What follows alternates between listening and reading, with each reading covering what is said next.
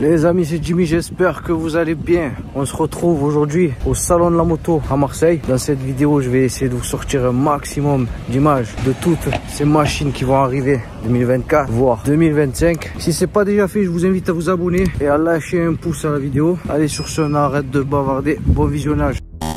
Ok, donc petite présentation de la fiche technique de cette Honda NT 1100, modèle 2024 bien sûr. Donc au salon de la moto de Marseille, je suis tombé sur le modèle avec la boîte DCT, donc c'est celle-ci que je vais vous présenter. Ok, bon pour le moteur, qu'est-ce qu'on a? Vous aurez un bicylindre à ligne calé à 270 degrés. La cylindrée sera de 1084 cm3. Vous l'aurez reconnu, c'est le moteur de l'Africa Twin. Pour la puissance, 102 chevaux à 7500 tours minute, un couple de 104 Nm à 6250 tours minute. Au niveau de la transmission, alors pour l'embrayage, vous aurez un double embrayage multidisque en bain d'huile. Donc double embrayage, un embrayage pour les vitesses paires, un embrayage pour les vitesses impaires. DCT dual clutch transmission, vous l'aurez reconnu, c'est la boîte DCT de Honda, on ne la présente plus. C'est une boîte automatique qui supprimera du coup l'embrayage. Ok, alors vous aurez une boîte à 6 rapports à prise constante et la transmission finale se fera par chaîne à jointe aurique. Alors au niveau de l'autonomie, vous aurez un réservoir de 20,4 litres, une consommation qui se situera entre 5,5 litres et 6 litres au 100. Ceci vous donne accès à une autonomie qui se situera entre 350 et 400 km avec un plein. Pour les performances, vitesse max 200 km/h annoncée sur la fiche technique, mais en vitesse réelle, je dirais plutôt dans les 210 voire 215 km/h. Un 0 à 100 lui qui s'effectuera en 4,10 secondes. Alors partie cycle, on a quoi? Vous aurez une double poutre simple berceau dédoublée en acier, un empattement de 1535 mm,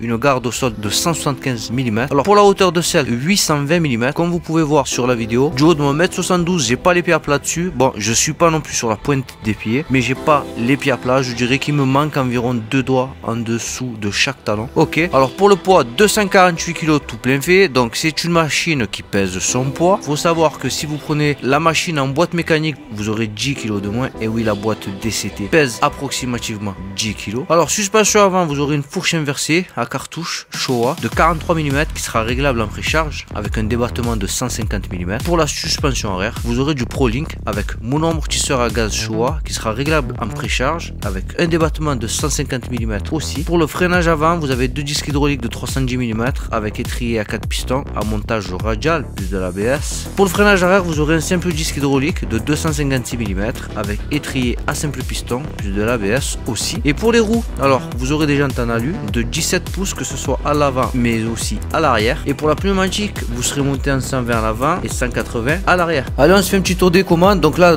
comme vous pouvez voir, alors absence de levier d'embrayage, boîte DCT oblige. Voilà. Ensuite derrière, on a quoi? Le bouton passe. Vous allez avoir un bouton pour pouvoir gérer Honda Voice Control, les commandes vocales. Voilà. On a quoi d'autre? Le bouton fonction juste à droite, ça va vous permettre d'activer ou de désactiver les éventuelles options que vous allez installer sur la machine, telles que les feux additionnels ou éventuellement les poignées chauffantes. Ok, on continue. Ensuite, voilà, machine équipée d'un très bel écran TFT avec un petit écran LCD en dessous. Voilà, dans cet écran TFT, vous aurez toutes les informations disponibles avec des modes de conduite, du traction control. Donc vous avez vraiment la totale. Je trouve même limite que c'est un petit peu compliqué sur l'Africa Twin. Mais bon, on y reviendra lors du test. Là, on peut apercevoir en bas à gauche la présence d'une prise allume-cigare ou une prise USB. Voilà, je l'ai pas ouvert, mais c'est disponible. Allez, on avance. Il y a quoi d'autre? Alors là, vous avez tout le pavé. Voilà, tous les boutons qui vont vous servir à naviguer dans la console. Donc l'étoile, ça va être un bouton favori. Ensuite, vous avez le haut, le bas, le gauche et le droite. Le gauche, c'est le entrée. Le droite, ça va être le retour.